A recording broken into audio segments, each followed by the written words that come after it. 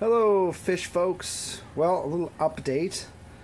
I got cleaned out. I put a couple of fish for sale and a lady came and pretty much cleaned me out. So I kept some of the ones I want to continue to breed, and I basically have a tank full of fry. So I've got maybe 10 adults left, but there's got to be 100 fry in here. Easily. It's just littered with them. Everywhere you look, there's fry.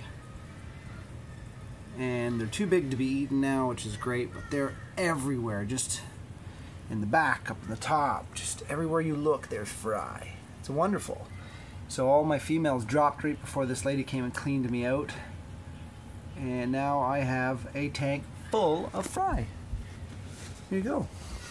Now, I've been dealing with some stuff with this tank too. I don't know if any of you guys have had this issue, but it's in my basement and it's cold. There's some air conditioning on because it's starting to warm up outside, and condensation on the outside of my tank. So I managed to really help it along the front there by raising my lids. If you can see here, my lids are up a little bit. So I've raised my lids, and that's given enough airflow where I'm not getting too much condensation. But where my pipe from my canister filter touches the back wall, it's lifted all the paint. Oh, it's kind of hard to see from here, but you can see here, it's actually lifted the paint off the back wall of my aquarium here, which stinks. Now I'm gonna have to repaint it. I don't know if you can see you down here. It's kind of hard to make out, but I can't really see it. Anyways, the paint's all lifted. You can see it great from this angle. See that? The paint actually peeled off. So now I have to strip all that down. If I don't strip it down, the problem is the condensation is still building up in there. And it must be because it's so close to the heater, obviously. It's building up behind the paint, and that gets filled with water. Like every day I have to drain it. Like a cyst on my tank. It's awful. And so I'm going to have to peel all that paint off.